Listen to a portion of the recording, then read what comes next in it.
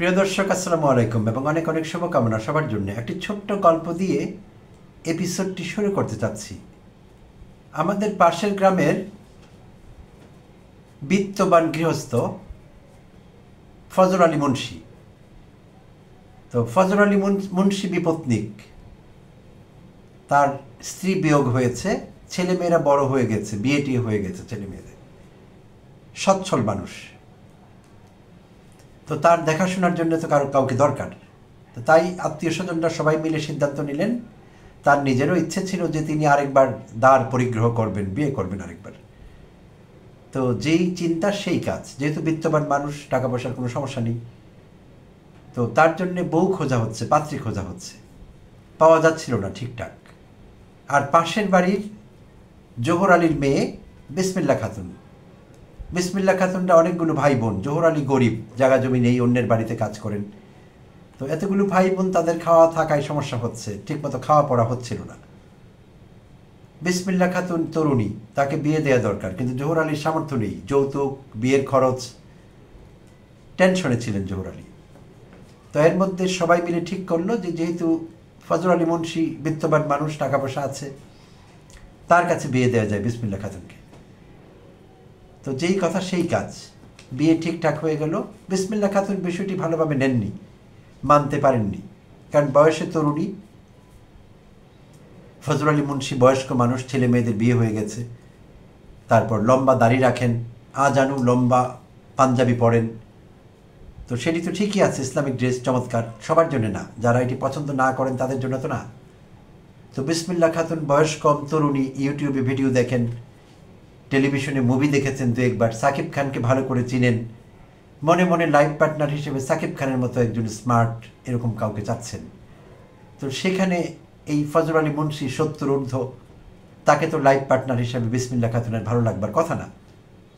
তারপরেও বিয়ে হয়ে গেছে, বাংলাদেশে এরকম হয়।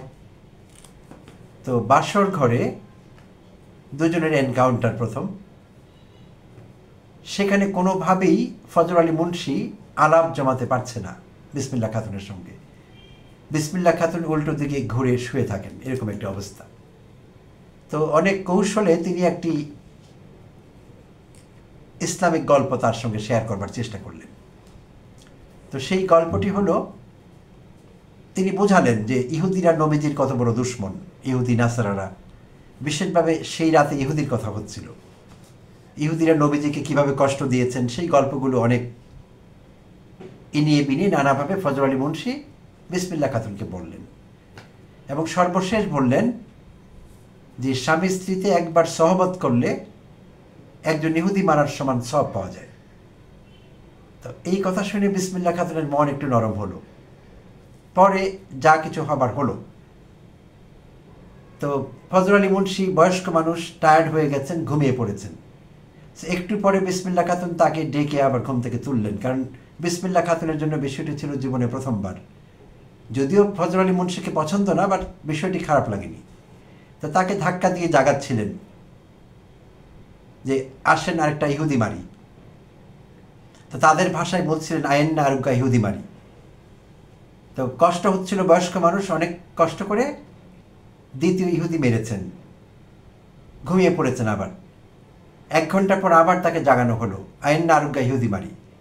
এইবার ফজর আলী মুন্সি বিরক্ত হয়ে গেছেন। বিরক্ত হয়ে বিসমিল্লা খাতুনকে ধমক দিয়ে বলছেন, খবিশের ঘরের খবিশ, ইহুদি মারতে মারতে তুই তো পাক্কা মুসল্লিটারে মারি ফেলাইলি।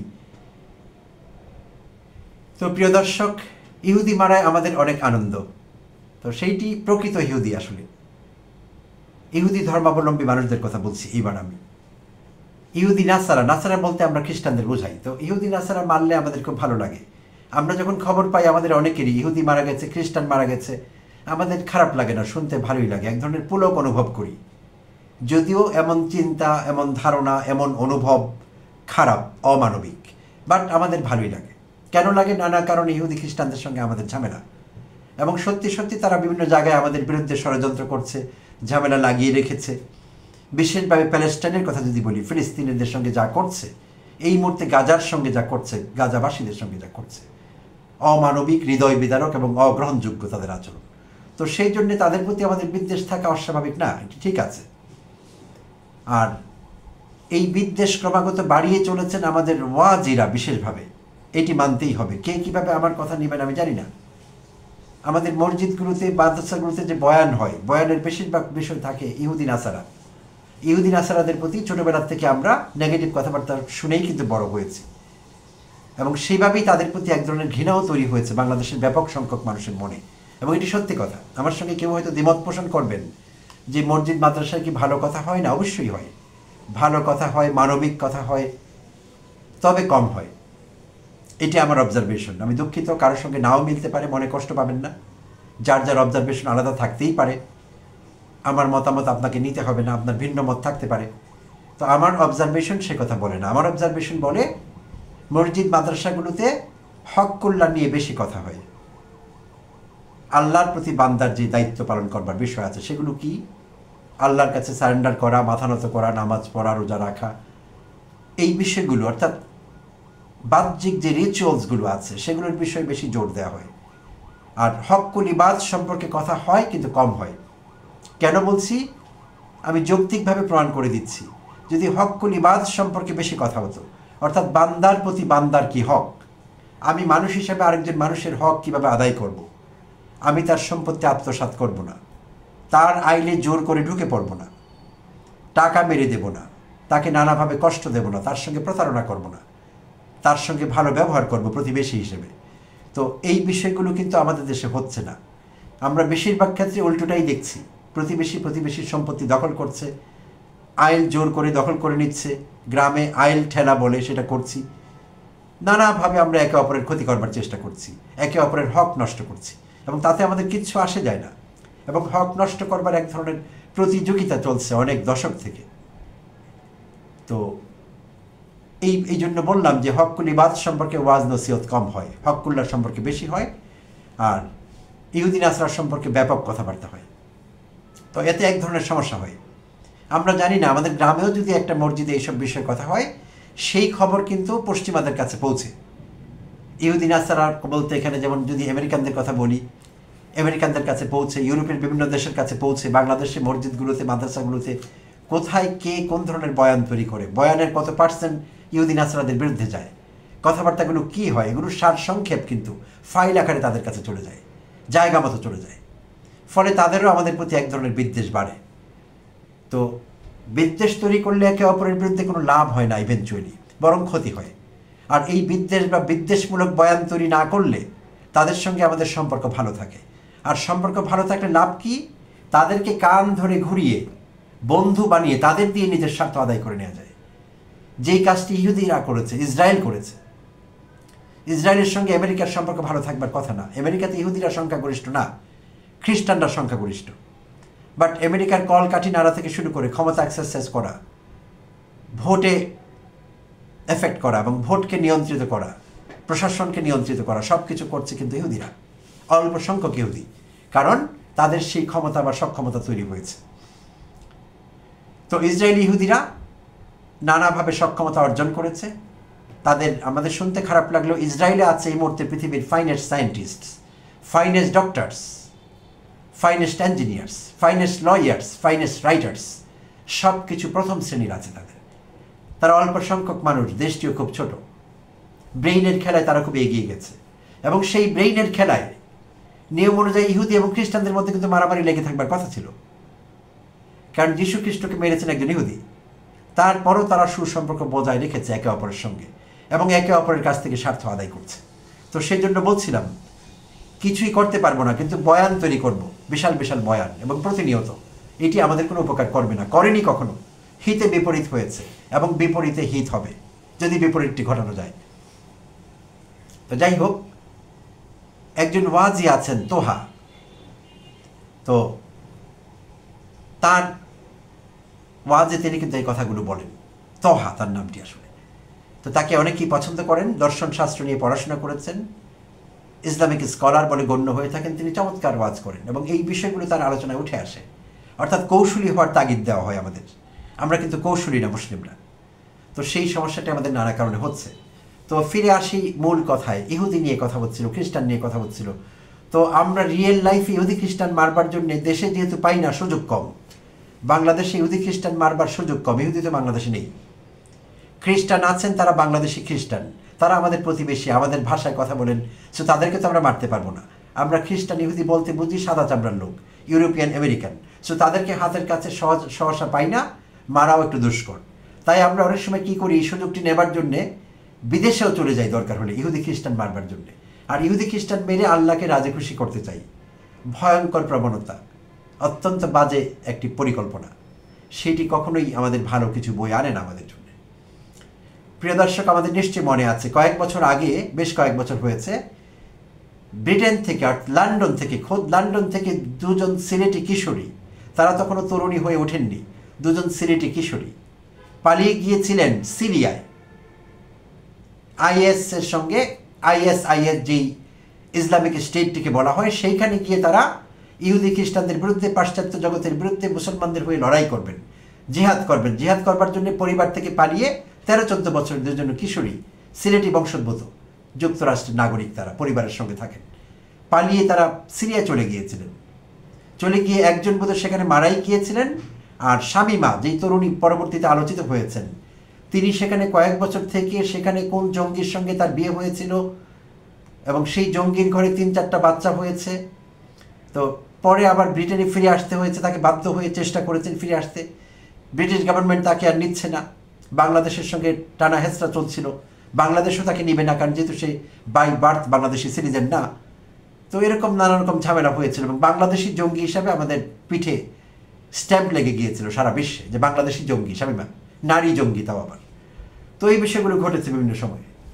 তো এখন গত 24 মার্চ 2024-এর কথা বলছি, 2024-এর মার্চ মাসে বাংলাদেশের মাদারীপুর জেলার কালিকাপুর ইউনিয়নের ছোট দুধখালি গ্রামের এক তরুণ, কৈশোর উত্তীর্ণ তরুণ, সদ্য কৈশোর উত্তীর্ণ, তিনি পারিবারিক অভাব অনটন চলছিল তাদের। তার বাবা একজন ইলেকট্রিশিয়ান, গ্রামের বাড়িতেই এখন থাকেন, আগে তাদের পরিবার ঢাকায় থাকতো, মাদারীপুরের গ্রামের বাড়িতে, সেই কালিকাপুরের দুধখালি গ্রামে ইলেকট্রিশিয়ান ভদ্রলোক, পরিবারের গৃহকর্তা। আর সেই তরুণের মা বাসায় কাজ করেন, বাসায় থাকেন, নিজেদের রান্নাবান্না করেন, তার কোনো পেশা নেই। তো তার বড় ভাই, যার কথা বলছি, যেই 2024-এর মার্চে যেই তরুণ, তার নাম ফয়সাল, সেই কৈশোর উত্তীর্ণ ফয়সালের বড় ভাই দারাজের একজন ডেলিভারি ম্যান। আর ফয়সাল যেহেতু আগে পরিবার ঢাকায় থাকতো, ফয়সালও থাকতো ঢাকায়, ঢাকায় কালাচাঁদপুরে একটি স্কুলে 10ম শ্রেণী পর্যন্ত লেখাপড়া করেছে ফয়সাল। পরবর্তীতে আর্থিক অনটনের কারণে পরিবার গ্রামের বাড়িতে চলে যায় মাদারীপুরে। ফয়সাল ঢাকায় থেকে যায়, ছোট ছেলেটি, তারা দুই ভাই। বড় ভাইয়ের নামটা ঠিক এই মুহূর্তে মনে করতে পারছি না, ছোট ভাইয়ের নাম ফয়সাল, ছোট ছেলেটির কথা আমি বলছি। ফয়সাল ঢাকায় থেকে যায়, ঢাকায় থেকে বিভিন্ন মসজিদ মাদ্রাসা কেন্দ্রিক ওয়াজ মাহফিল যেখানে যেখানে হয়েছে সেখানে সেখানে ফয়সাল যেতেন। ফয়সাল গিয়ে সেখানে মেকশেফট স্টোর বানাতেন, ছোট ফুটপাথে যে স্টোরগুলো হয় মাহফিলে বিভিন্ন জায়গায় হঠাৎ করে বানানো হয়, আবার পরের দিন ভেঙে নিয়ে যায়, এরকম স্টোরে আতর, টুপি, গোলাপ জল, এইসব বিষয় বিক্রি করতেন এগুলো।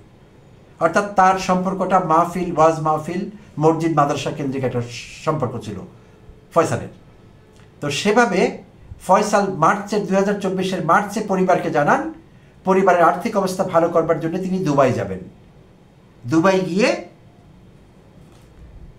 হিজামা সেন্টারে কাজ করবেন। হিজামা সেন্টার কি আমি জানি না, পত্রিকা এরকমই বলেছে, বিখ্যাত কোনো জায়গা হবে। হিজামা সেন্টারে কাজ করবেন পরিবারের ভাগ্য বদলাবার জন্য। অনেকেই যায়, বাংলাদেশের প্রায় কোটির মতো লোক বিদেশে থাকেন, তো ফয়সালও চাইতেই পারেন। তো পরিবার আপত্তি সত্ত্বেও ছোট ছেলেটিকে দুবাই যেতে দিতে রাজি হয়েছে। তো ফয়সাল একদিন দুবাই চলে গেলেন, পরিবার অন্তত সেরকমটি জানত। গিয়ে কয়েক মাস পরিবারের সঙ্গে যোগাযোগ নেই, খুব কম যোগাযোগ করতেন, মাঝে মধ্যে যোগাযোগ করলে পরিবার যদি জানতে চাইতো তার সম্পর্কে ডিটেইলে, দুবাইতে কোথায় আছেন, কোথায় চাকরি করেন, টাকা কেন পাঠান না, কেমন আছেন ইত্যাদি, ফয়সাল এড়িয়ে যেতেন, প্রসঙ্গগুলো বলতেন না। তো এইভাবে চলছিল। 2 মাস আগে ফয়সালদের এলাকায় মাদারীপুর জেলা থেকে পুলিশ বিভাগ থেকে ইনকোয়ারি যায়। মাদারীপুরে তার পরিবারকে গিয়ে তারা জিজ্ঞাসাবাদ করে যে ফয়সাল কোথায় থাকে। তো তারা বলেন যে ফয়সাল তো ভাগ্যান্বেষণে দুবাইতে আছে। তো পুলিশ বিভাগ থেকে জানানো হয় যে না, দুবাই নেই, পাকিস্তানে আছে, কোনো জঙ্গি সংগঠনে অংশগ্রহণ করেছে, তাকে ফিরিয়ে আনা দরকার। তো ফয়সালের পরিবার চেষ্টা করেছে তাকে ফিরিয়ে আনতে, দু একবার টেলিফোনে বলেছে, তো ফয়সাল রাজি হয়নি বা আসেনি। গত শুক্রবার দিন 26 সেপ্টেম্বর রাতের বেলা পাকিস্তানের খাইবার পাখতুনখাওয়া প্রদেশে, সেখানে রাতের বেলা নিরাপত্তা বাহিনীর কর্মীরা খাইবার পাখতুনখাওয়ার কারাক জেলায় নিরাপত্তা কর্মীরা সেখানে একটি জঙ্গি আস্তানা ঘিরে ফেলে এবং তাদের সঙ্গে জঙ্গিদের সঙ্গে গোলাগুলি হয় নিরাপত্তা বাহিনীর। গোলাগুলিতে সেই বাহিনীর, যেই বাহিনীতে ফয়সাল যোগ দিয়েছিল পাকিস্তান গিয়ে, সেই বাহিনীটির নাম হলো তেহরিকে তালিবান, অর্থাৎ আফগানিস্তান ঘেঁষা তালিবানদের আরেকটি সংগঠন হবে তেহরিকে তালিবান। পাকিস্তানে আফগানিস্তানে এরকম অসংখ্য শত শত নানা রকম জঙ্গি সংগঠন আছে। কেন তারা এই চরমপন্থা অবলম্বন করছে, কি চায়, কি অর্জন করবে, ইসলামের কি উপকার হবে, মানব জাতির কি উপকার হবে, মুসলমানদের কি উপকার হবে, এই রূপরেখা কিন্তু তাদের কাছে নেই। কিন্তু তারা ইহুদি মেরেই চলেছে সেই ফয়সাল মুন্সি মতো, বা চেষ্টা করেই যাচ্ছে ইহুদি মারার জন্য।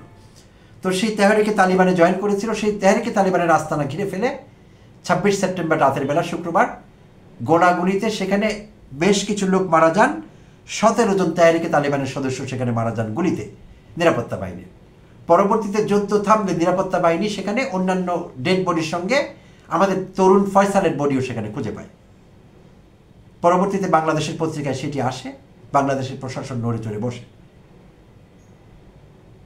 তো এই হলো কৈশোর উত্তীর্ণ ফয়সালের কাহিনী। এবং পুলিশ বিভাগ ধারণা করছে যে বাংলাদেশের অসংখ্য তরুণ, বিশেষভাবে আফগানিস্তান এবং পাকিস্তানের বিভিন্ন জায়গায় গিয়ে তারা এরকম জিহাদি সংগঠনগুলো বা চরমপন্থী ধর্মীয় সংগঠনগুলোতে তারা যুক্ত হয়েছে এবং সেখানে তারা অন্যদের জন্য ঝুঁকিপূর্ণ, নিজের জন্য ঝুঁকিপূর্ণ, অর্থাৎ নিজের জীবনটি তারা ঝুঁকিতে ঠেলে দিয়েছে।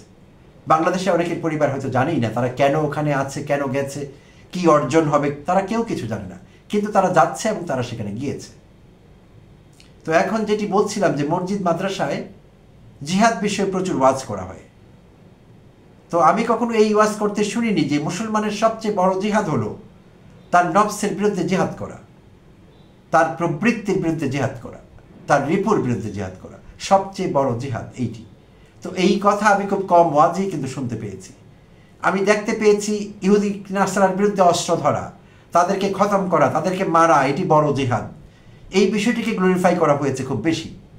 আমি ছোটবেলায় অসংখ্য, অন্তত কয়েকশো হবে ওয়াজ মাহফিলে অংশগ্রহণ করেছি, নিজের এলাকায় শুধু না, আমি কয়েক মাইলের মধ্যে যেতাম বিভিন্ন জায়গায়। তো গ্রামের শীতের রাতে সেই ওয়াজ মাহফিলগুলো হতো, একা যেতাম না, এটি গ্রামের ট্রেডিশন ছিল একসময়। আমার কাজনরা এবং আরও আশেপাশের অনেকে ফ্রেন্ডসরা, ক্লাসমেটসরা আগে থেকে প্ল্যান করে আমরা মিলে মিলে যেতাম সেখানে। সেখানে নানা রকম হুজুর আসতেন। বিভিন্ন ওয়াজ মাহফিলের এক একটা বৈশিষ্ট্য ছিল যে অমুক জায়গায় আসবেন খাট্টা হুজুর, অমুক জায়গায় বাইটটা হুজুর, অমুক জায়গায় লম্বা হুজুর, এরকম নানা রকম টাইটেল ছিল হুজুরদের। তো হুজুরদের বিশেষ বৈশিষ্ট্যে আকৃষ্ট হয়ে, এবং কারো কারো উপাধি ছিল অমুক কোকিল কণ্ঠী, অমুক এরকম। তো সেগুলো শুনবার জন্য আমরা যেতাম ছোটবেলায়, খুবই আগ্রহ ছিল। সো আমি অসংখ্য ওয়াজ নসিহতে নিজের কানে শুনবার অভিজ্ঞতা থেকে বলছি। কেউ আমার সঙ্গে দ্বিমত করতেও পারেন, বাট আমার নিজের কানে শোনা এইসব কথা। শুধু যুদ্ধ করতে হবে, কার বিরুদ্ধে? ইহুদির বিরুদ্ধে। কার বিরুদ্ধে? খ্রিস্টানের বিরুদ্ধে। কি করতে হবে? তাদেরকে মারতে হবে, কারণ তারা আমাদের দুশমন। তো আমাদের তরুণদের এক শ্রেণী সেই বিষয়টিকে আক্ষরিক অর্থে নিচ্ছে, কিন্তু জিহাদের যে মূল জায়গাটি, সেই জায়গাটিতে কিন্তু আমরা অ্যাড্রেস করছি না। এই জায়গাটি কিন্তু সত্যি কথা, এটি মূল জায়গা অ্যাড্রেস করছি না। নফসের বিরুদ্ধে কেউ জিহাদ করছি না। এবং দেখা গেল যে যেই ছেলেটি পাকিস্তানে গিয়েছে সেই ধর্মকর্ম ঠিক মতো করে না। বাংলাদেশে অসংখ্য উদাহরণ আছে। প্রিয় দর্শক, আমরা দেখছি এখন এক্সটার্নালি বাংলাদেশের মানুষ অনেক ধার্মিক হয়েছেন। 30 বছর আগে, 40 বছর আগে বাংলাদেশে এত দাড়ি, এত টুপি আমরা দেখিনি, এত হিজাব, এত নিকাব, এত বোরকা আমরা দেখিনি বাংলাদেশে। আলহামদুলিল্লাহ, ভালো। এগুলো তো নিশ্চয়ই দরকার আছে, কিন্তু বাকি বিষয়ের কি হবে? হিজাব, নিকাব, বোরকা, তারপর ইসলামিক পোশাক সব ঠিক আছে, কিন্তু নৈতিকতার কি হবে? সততার কি হবে? এগুলোর সঙ্গে সঙ্গে আমাদের তো দরকার ছিল আরও বেশি নৈতিক হয়ে ওঠা, আরও বেশি সৎ হয়ে ওঠা। দেশ থেকে ঘুষ বন্ধ হওয়া দরকার ছিল, অনিয়ম বন্ধ হওয়া দরকার ছিল। হয়েছে কি?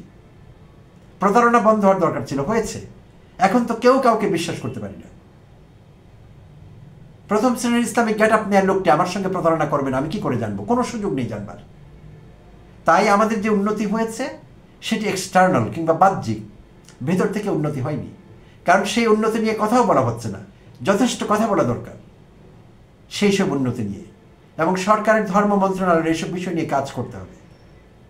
মৌলানা সাহেবদের সঙ্গে বসতে হবে, যারা ওয়াজি তাদের নিয়ে বসতে হবে, তাদের নিয়ে মিটিং করতে হবে, এই প্র্যাকটিক্যাল বিষয়গুলো নিয়ে কথা বলতে হবে। তাহলে আমাদের সত্যিকারের জায়গাটি আমাদের মধ্যে জেগে উঠবে, আমরা সত্যিকারের মানুষ হতে পারবো, সত্যিকারের মানবিকতা বোধ প্র্যাকটিস করতে পারবো। আর না হলে নামাজ পড়বো না, ঠিক মতো রোজা রাখবো না, রাখলেও হারাম খাবো, ঘুষ খাবো, আবার ইহুদি মারবো সুযোগ পেলে, মেরে মনে করবো বিরাট উপকার করে ফেলেছি, নবীজি আমার উপর বিরাট খুশি হয়ে যাবেন, নবীজির এত ঠেকা পড়েনি। তাই এই বিষয়গুলো আমাদের মাথায় নেওয়া দরকার আছে। এবং আমরা যদি কখনো বুঝতে পারি যে আমাদের আশেপাশের কোনো তরুণ হঠাৎ করে সে অতিরিক্ত ধার্মিক হয়ে উঠেছে, হঠাৎ করে জিহাদের নাম নিচ্ছে, এখানে যাবে সেখানে যাবে এইসব বলছে, তাহলে তাকে বোঝাতে হবে, তার পরিবারকে জানাতে হবে, আমরা নিজেরা তাকে কাউন্সেলিং করবো। যদি আমরা না পারি, দরকার হলে তাকে আইন শৃঙ্খলা বাহিনীকে খবর দেব। বাংলাদেশ থেকে আর একটিও তরুণ যাতে এইভাবে এরকম নিয়ম কানুন না মেনে, না জেনে কোথায় যাচ্ছেন, কেন যাচ্ছেন, কি বেনিফিট, তার কি বেনিফিট, তার পরিবারের কি বেনিফিট, বৃহত্তর মানবতার কি বেনিফিট, মুসলমানদের কি বেনিফিট, এই বিষয়গুলো না জেনে এরকম বিপদের মুখে নিজেকে ঠেলে দিচ্ছেন, পরিবারকে অসহায় করে ফেলছেন এবং দেশের বদনাম হচ্ছে সর্বোপরি। তো এই বিষয়গুলো সম্পর্কে সবাইকে সাবধান থাকতে হবে। এবং আল্লাহ আমাদের সবাইকে ধর্মের প্রকৃত বিষয়টি, মূল বিষয়টি বুঝবার তৌফিক দান করুন। সবাই ভালো থাকবেন। আসসালামু আলাইকুম।